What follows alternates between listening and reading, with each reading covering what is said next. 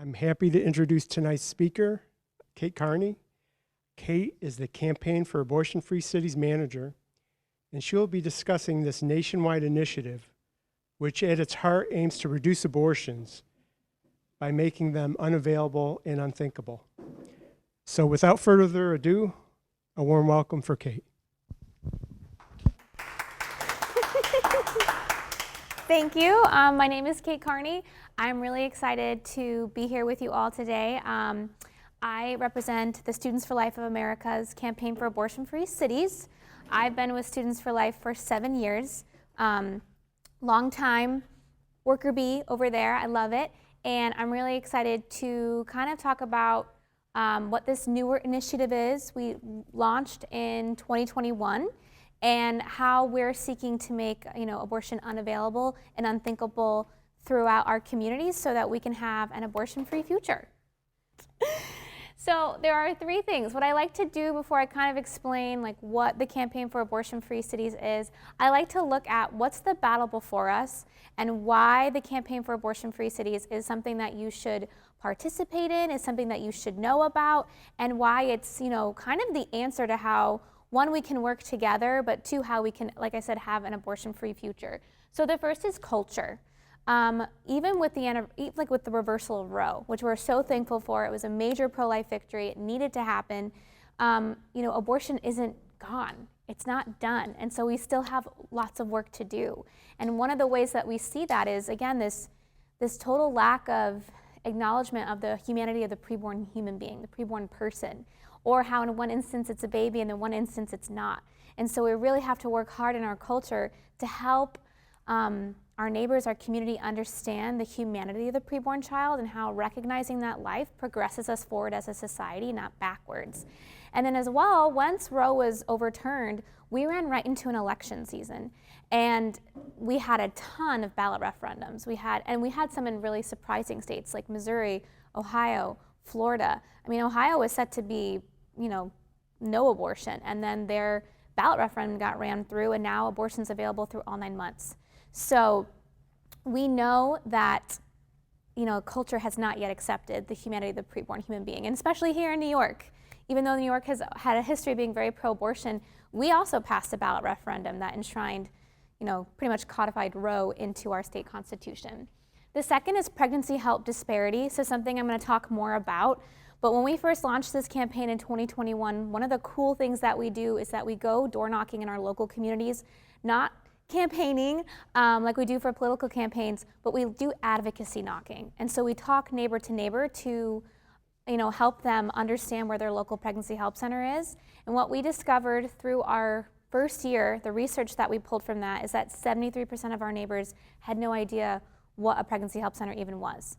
So we discovered a huge disparity. We know that the abortion industry is going to try to fill that disparity with fear, and the pro-life movement is all about helping our neighbors, thrive with hope and opportunity. So that's another thing that we noticed in a trend of the battle before us. And then lastly is chemical abortion. Chemical abortion is the new way in which the abortion industry is trying to stay relevant, especially when we have pro-life laws. There's no test chemical abortion that you can have where you can just order chemical abortion pills through the mail, and then women are left to labor and abort their children in the toilet, which they're then told to just flush down the toilet. So if homes are going to become abortion facilities, then we need to be there. The pro-life movement needs to be there with an answer. And so we really feel like we've found a kind of a shiny treasure with the Campaign for Abortion-Free Cities to be that answer, and I'm going to explain more about that. So we can go to the next slide. Perfect. So our mission with the Campaign for Abortion-Free Cities is ultimately we want to make our communities have abortion be unavailable and unthinkable. And in order to do that, we work with community leaders on the ground, and we also work with our Students for Life alumni. So this is their next step as they graduate college, high school, what have you. But this is also for the everyday local pro-life leader. So Alfonso is a great example of this. He's actually our Campaign for Abortion-Free Cities leader here in the Capital Region. And so the local, passionate human being who cares about abortion, who wants to do work in their community, they can become a campaign leader. And I work with our leaders all the time to help strategize out their community with something called our 4 critical battle plan, which I'll explain shortly. But really what we believe, our vision, is that if we can create abortion-free cities, that can lead to abortion-free states and ultimately an abortion-free nation. And so that's my little stump speech. That's what we want to do. If someone were to ask me in an elevator, what is this? We want to have an abortion-free nation. And so that's community by community, that's door by door, that's neighbor by neighbor, just us really fostering and nurturing the garden of our own hometowns. Because for so long we were looking at the Supreme Court, we were looking at when's Roe going to be overturned, and it has. And so now we need to look within and we need to take care of our own communities. Perfect, we can go to the next slide. So who does the campaign serve? I've already kind of covered that. It serves our alumni leaders as a bridge to their next step, but also the local passionate everyday leader on the ground here in our own communities. And then where can you have a campaign? You can have a campaign anywhere, from the most pro-life to most pro-abortion state. There's still work to do. And we kind of covered that in, the battle before us as pro-life advocates, what we need to do. So you can have a campaign literally anywhere. We can go to the next slide. Yay, okay. So this is kind of where we get to see the mission in action, which is way more fun than me talking about it. So we actually have a video that we can play, and you can see what our goal is with the Campaign for Abortion-Free Cities.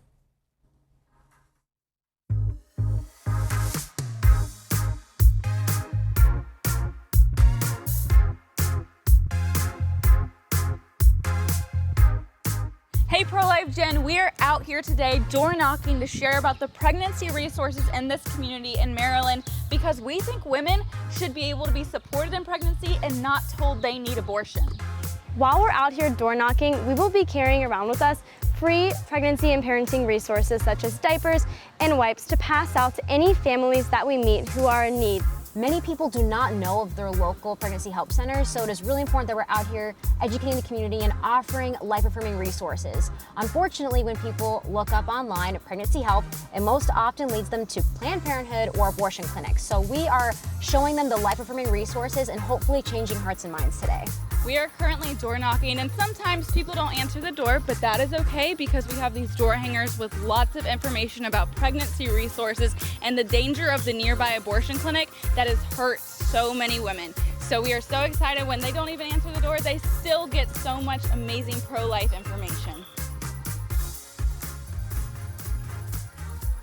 Yeah, that's our little video. So we'll talk a little bit about that video and kind of the marketing behind it, because it kind of ties into our strategy. But first and foremost, this is our mountain graphic. So this is our kind of our campaign plan, how we work, how we do things. And so the very first thing you'll notice, the very first thing I teach our leaders as they're starting a campaign is that they have to build coalition. So this is very much grassroots work. It's all about being the squeaky wheel. And so you want to find other people who are going to squeak with you, because then you'll get noticed. And so building a coalition is really important. So you want to partner with other organizations. We love to work with Sidewalk Advocates for Life, 40 Days for Life. We actually have a Right to Life representative here today. Like, we love partnering with other orgs to work together to get the good work done. So building a coalition is huge. It's super important. The first foundational part of leading a campaign is our first critical battle, which is supportive services. We want to raise awareness and support of local pregnancy help centers. So in order to make abortion unavailable and unthinkable, we have to show our community how unnecessary it is by uplifting the important pregnancy help centers, resource centers, other federal and state programs that will not refer for abortion that's available to our community members, so that they know there's more than one option. There's more than a Planned Parenthood. There's more than an abortion facility. And so by doing this, we can help cultivate that awareness and really help start to try to shift culture in that direction by not immediately thinking, oh, Planned Parenthood. No, you could be thinking, oh, the local pregnancy help center. Like, I know there's Alpha Care, there's Birthright, there's other places locally here that will help me. And so one of the ways that we do that is in our door knocking. So you'll notice in the video we're wearing our pink and teal t-shirts. Those are our Standing With You community advocate t-shirts. So our initiative partners with another initiative we have called Standing With You, which is our supportive service initiative. We have a resource directory through Standing With You that has over 4,000 vetted resources on it. It is geolocation technology. So basically, you will scan a QR code that's actually on the door hanger, and then you type in your zip code, and the services within a 25-mile radius will populate so that you can see, where do I need to go? And so the idea behind that is, one, we are, we're hurting the abortion industry because we're taking away their customer base because we're giving them a better product to use. So Standing With You is a winsome brand. We actually market research that brand to be a winsome brand. And when you're at the door advocating, we say that we're Standing With You representatives because we want to build rapport with our neighbors. We want to build trust. Just like when you go to a restaurant and you're a server, like you want to build rapport with your table. And so that's what we want to do in the community. So the very first part of our door knocking dialogue is introducing ourselves, saying that you're Standing With You. And then it's, hey, are you aware of your local pregnancy help center? Do you know what that is? Because 73% of our neighbors have no idea what it is. And so it's really important that we get that first question in and that we're able to talk to our neighbors, communicate with them, and let them know. So we're activating people to know where these centers are. The second is industry impact. So we want to break community trust of the abortion industry and ultimately close facilities. A lot of facilities are closing right now, which we're very excited about. But we want to break that brand. Planned Parenthood, these abortion facilities, they've worked really hard to cultivate a brand that people trust. They've glamorized themselves. They've gotten into mainstream culture, so people just think, oh yeah, this is good, this is normal. So what we do, which is also on the door hangers that Alfonso brought, is that we have a neighborhood alert that talks about either what a certain facility has done or just in general what Planned Parenthoods across America have done. And a question that we like to ask at the door is like, hey, are you aware of the fact that, firstly, is Planned Parenthood an organization that you trust? And then, hey, are you aware that, Planned Parenthood has failed to report at least 12 cases of child sexual abuse? And when people learn the reality behind this business, they don't like it. They find it really icky. They don't trust it. And so by having this just normal, everyday conversation with your neighbor at the door, you can really do some great work. And in fact, in Colorado Springs, we have a campaign, and that's really what we're focusing on doing is talking about, Planned Parenthood. And a lot of people change their minds at the door when they learn that. So making sure that we're breaking trust with this industry, because it is an industry, it is a business. And then we also work with Sidewalk Advocates for Life. We want to make sure that there's quality sidewalk counselors who are outside of these facilities able to really minister to the men and women who are coming in and out. And that's ultimately because we want to shut these facilities down and make our communities abortion free. And then third is effective education. We want to change the hearts and minds of our neighbors. We want to shift them towards a pro-life position. And so usually if we have time, we have a third question that we ask, which is, hey, did you know that in New York State abortion is legal through all 9 months? We're just taking like a general neighborhood poll. Is that something that you would agree with? I had a conversation with a woman in Rochester, New York. I asked that same question to her, and she said, oh yeah, I support a woman's right to choose. And I was like, okay, I just want to clarify. I just want to make sure you support a woman's right to abortion through all 9 months. And she was like, well, not through all 9 months. And I was like, okay. I was like, well, what about when they can feel pain? And she was like, well, when can they feel pain?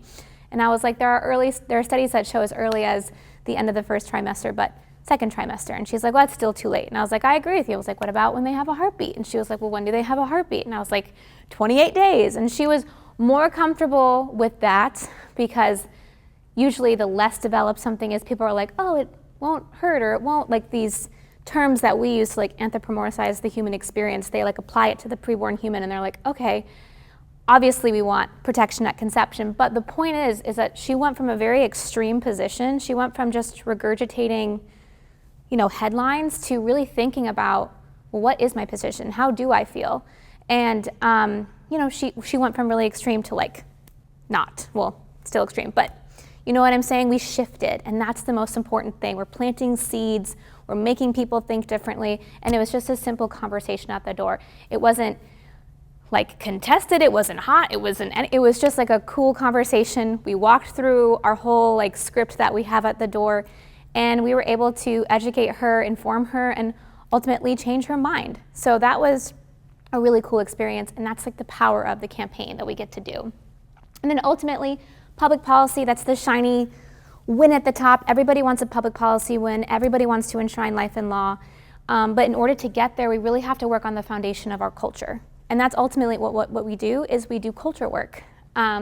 Neighbor to neighbor, we lead with support and rapport first. Then we bring in education, building trust. We're your next door neighbor. We're your community. We care about you, and we want you to know what's what is better for you. And even in states where they have the public policy win, like Texas, Mississippi, other pro-life states, the culture there still needs help, and then there's still chemical abortion that comes in. And so women are still affected and influenced by this industry, which is why we have to be consistent in our work and why we have to go to those uncomfortable places and knock on someone's door on like a Saturday to really start to kind of lead the way in this work. So we can go to the next slide. So a cool little thing that I love to share is that our first year that we launched, we asked that question of like, do you know where your pregnancy help center is? Do you know what that even is?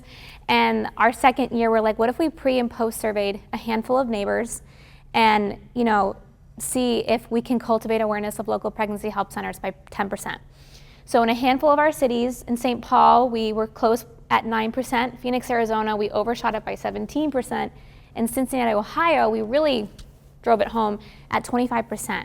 So we would pre-survey 100 neighbors or more in the fall, and then in the winter we would send them postcards and mailings depending on how they answered our survey questions, and then we resurveyed them in the spring. And so we were able to, through our work and through our market saturation, we were able to record that we were able to cultivate awareness. So that's big. So maybe it's not, you know, maybe it's making community more pro-life, but it is hurting the abortion industry by having more people aware and recognize that there are help centers that help them. Free ultrasounds, free pregnancy tests, free STD, STI testing, things that are valuable, things that people need in the moment, especially in crisis when you're just like, I need help, I need help, I need help. What's easy, what's convenient, what's trusted, what's there, and it can be a pregnancy help center and not the abortion industry. So we can go to the next slide. Here's our materials. So you'll notice everything is, this is our Standing With You brand. It's very women-centered, very friendly. It's free women's services in Clifton Park, in Atlanta, in whichever city that you're in. We have a comparison chart that compares general pregnancy resource center resources to what is happening at a Planned Parenthood or a Target facility, our neighborhood alert, and then everything is cited on our door hangers by a website called alert.tips. So if we're making claims, we can follow them up with court cases, facts, statistics, in a very generic platform. And then we usually have our like Standing With You, unexpected pregnancy, because we've run into women at the door. In Portland, Oregon, actually, we ran into a young woman who was pregnant, had no idea what she was going to do, and our team was able to serve her and help her. So in a lot of states that have chemical abortion as like the thing to do, we have, you know, we talk about abortion pill reversal. And then we have our Standing With You community advocate t-shirts so that we look uniformed and not like a random stranger coming to your door. It's like, oh, it's a person. So we can go to the next slide. The journey so far. So when we started, there was nothing. And then, boom, there's lots more things. In fact, this needs an update because we have more campaigns because we are growing. So it's very exciting that this is something that people want to do. This empowers our neighbors, this empowers our leaders to be like, abortion breaks my heart. What can I do? Well, we can plug you in with the strategy and with resources and with the tools to get you there. So we're continuing to grow. We obviously want to be in all 50 states, what would be huge. So very encouraged by this graphic. So we can go to the next slide. So our all-time metrics, we have like 260,000 doors knocked since we've launched in 2021, which is huge. We're growing in our church partners, currently at like 114. We also do online conversion quizzes in our AFC cities, and we've just racked up with like 122,000 minds changed, and that's always going up every day, so that's really cool. But we can go to the next slide. So something that is like, okay, well, what can I do now if you want to get involved? The hot ticket is during the summer, we do something called a summer of service. And it's where we practice servant evangelism style advocacy. And we partner with local pregnancy help centers, or we do an item drive, and we actually collect diapers and wipes. And we go into underserved communities, and we literally have a wagon, which is why you see so many wagons in all these pictures. And we go door to door and we ask people, hey, do you need anything? Do you need diapers, wipes, like toothbrushes, like what do you need? And it's always been a really successful event, and we're able to serve a lot of women We're currently right now at like 70 women served, and we've given away like 3,000 diapers at the door. So it's been a really effective campaign, and it runs from July 1st to September 7th, the weekend after Labor Day. And our campaign leaders across the country does this, our own team does this, and Alfonso's actually doing this August 24th at 1 o'clock. So if you want to join, we're gonna go to Municipal Housing in Schenectady, and we're gonna go walk with our wagons. So if that's something that you wanna do and wanna be a part of, you're more than welcome to join us. Just talk to Alfonso, he's the point man. We can go to the next slide. So this is our like how to get involved page, but what we can do here is just like what are 3 things that you can do, or what are 3 things, you know, that I can leave you with is firstly, like please pray for our team, like pray for our organization, pray for Alfonso. We want this to set the world on fire, right? We think this is the next step. We want to empower our leaders. We want our communities to be abortion free. So just pray for our team at Students for Life as we continue to grow this program. Pray for me. And the second thing, if you feel compelled, please donate. Like, we're a nonprofit, and every gift, every financial gift is, it does wonders, really does. It gets us door hangers, materials, like incentives for our volunteers. We get to take care of people when you take care of us. So if you're feeling compelled to donate, please do. We really appreciate that. And then thirdly is participate. Come join us for a summer of service. Come join us for a door-to-door outreach or a door-to-door outreach training. Get on the sidewalk, pray with 40 Days for Life, be in the community with us, be present. That's powerful. Your presence is powerful. So that in a nutshell is the campaign for abortion-free cities, on all the work that we're currently doing and how we are hoping to grow and influence the capital region area here too. And I just want to spotlight real quick Chris, because he's our partner, and we're partnering organizations, and it's just fun to see collaboration and teamwork in the pro-life movement, especially at a local level. So Chris, if you wanted to come up and say anything, you can. Yeah, so I represent Schenectady Right to Life. I'm the president of Schenectady Right to Life, which is obviously a local organization here.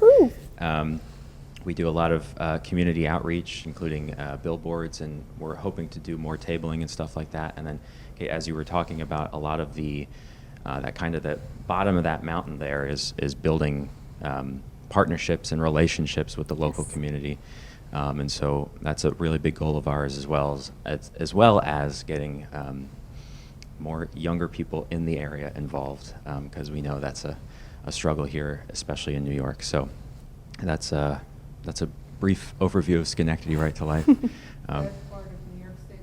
So we are an affiliate, a local affiliate of New York State Right to Life. Yep. Yes, indeed. So, we're representing them locally here, and I know we're Schenectady Right to Life, but we see ourselves as representing the entire capital region as well. Yes. So if you're in Clifton Park or Saratoga or Rensselaer or anywhere in the capital region, definitely consider us to be a local fighter as well. So, love it. yes. Yay. Thanks, Chris. But yeah, that's our campaign. That's how we're growing in the capital region, and we're wanting to do more. So thank you for listening and taking your time to come here and learn more about the campaign for abortion-free cities. I can't answer questions if you have any. Otherwise, thank you so much. Appreciate it. Thank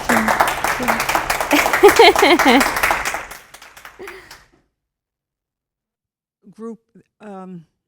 Our Deacon Eddie is in charge of the kids from 6th grade to 12th grade, and how important it is to educate these kids before they even hit high school.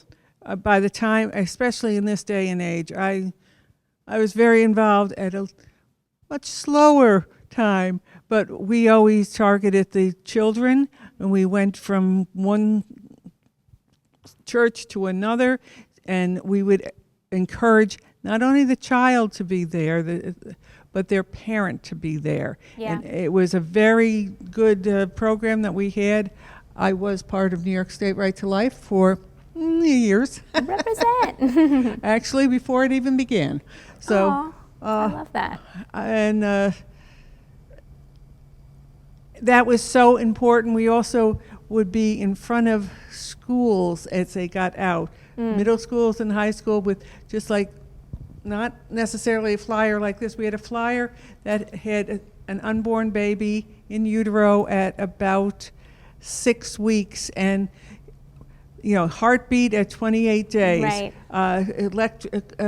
Brain, yeah, I know, Yes, yeah. So that flyer was 50 years ago. Yeah. And we would hand these out to kids as they were coming off the school property. Yeah. We weren't on school property, we were on the edge, and they were like, "Oh, really? That's," and we would say, Yeah. "You want to see what you looked like when you were," that was our come on. "You want to see Yeah. what you looked like when you were 2 months old or Yeah. 8 weeks or whatever?" Yeah. And then they're reading all through. Oh, and I said, unfortunately, so many children are being killed at this age, and they're like, "What?"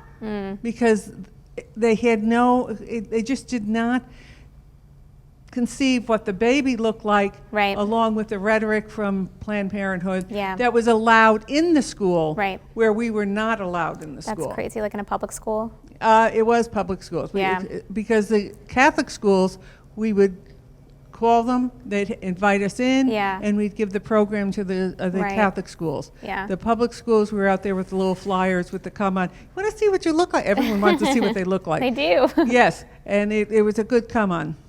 So, That's great. Thank you for your service. And we do have, with our regional coordinator, she's able to come on to campuses and things like that, do apologetics trainings, things like that, because it is so important to educate our youth on like what abortion is and what's the reality behind abortion and fetal development and things like that. I mean, there's such a lack of information, and then there's a ton of misinformation also out there. And so, yeah, so they're hearing a lot of different things, and it's so important to have the attention of young people and help them be passionate about this issue, because it is, it's going to be your issue. So, yeah, no, I appreciate that. That's great. Yeah. are you local? Yes, I'm actually from Ballston Spa. I've worked for SFLA for 7 years. I worked the national ed organization, but I've been here locally for, well, more than 7 years, but I've worked for SFLA for 7 years. Yeah. Any other, Chris, you have a If I question? may, to the point that you made there, I worked on the side at Union College for a little while, and one of the things that I saw while I was there was Union College, or Planned Pregnancy, Planned Parenthood, I'm stumbling over my words, is on campus regularly. They host movie nights. They host Oh, wow. something called the Sexapalooza, which was a sex ed and giveaway type event thing, and they're sponsoring and hosting these awful events.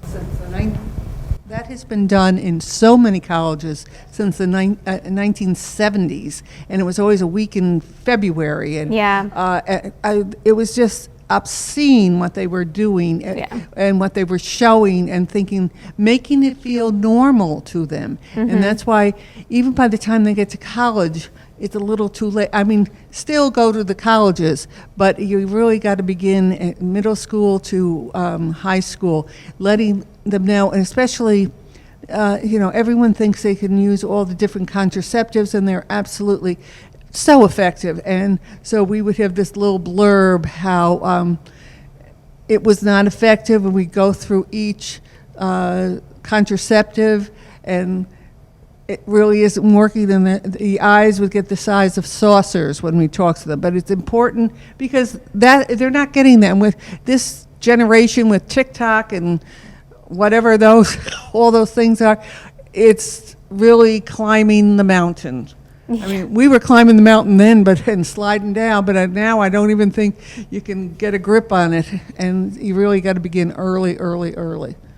Not to say what you're doing is not good. But I mean, I got into the pro-life movement in 1968. I'm only 18 now. But yeah, it's been my life career. Yeah, and I don't know. I'm not even going there. Yes, that's one of the things that we want to do, is not only get onto the colleges Yeah. where we haven't been. I was just bringing that up to say that these are places that we aren't right now, Yeah. I think. And so You wanna have that influence. As a larger movement, I think that's one of at least our goals in the local area, and that's one of the benefits of partnering with Students for Life and the Campaign for Abortion-Free Cities, is that we can get to those places, get to the students as early as Planned Parenthood is getting to them, and hopefully change their hearts Yeah. and minds for the better. Yes. Yeah, no, I totally agree with that, Chris. I second what he says. And we do have church kits that are available, and they come with like an unplanned screening, and that's always available for church leaders to have, or like if you're a Respect Life group and you want to bring something to your parish, we always do things like that. We do have a pink cross display as well. Actually, Alfonso knows all about the pink cross display, where it's classic, where it's 1,076, although the number has increased, I think, to like 1,100 now, of lives lost by Planned Parenthood every single day. So that's also an effective, something that you can lay on the lawn, and build awareness around, this is what Planned Parenthood has done, or this is what's happening right now. And all of our regional coordinators, our staff, know how to train on like Planned Parenthood's abortion business, what that means. So like education is a really big part of what we do, and so we have items and tools and kits to kind of integrate into even a church environment if ever anyone wants to do something like that, to bring that awareness even to our own parishioners here. Have you approached Have you approached Bishop Scharfenberger? Scharfenberger, excuse me. You didn't hear that. So I have a long time ago I met with Bishop Ed, and he's great. And I do know, oh my gosh, I think it's Mary Faye, who runs the Respect Life office. That's her name, Mary Faye, yes. And her and I know her, and believe the campaign is on the diocesan website for like Respect Life things that you can do. But we have reached out to the diocese before, and it's just like an ongoing relationship. What we're really looking to do right now is just grow a kind of a community base of local leaders, and so like working with different volunteers from different churches, 40 Days for Life.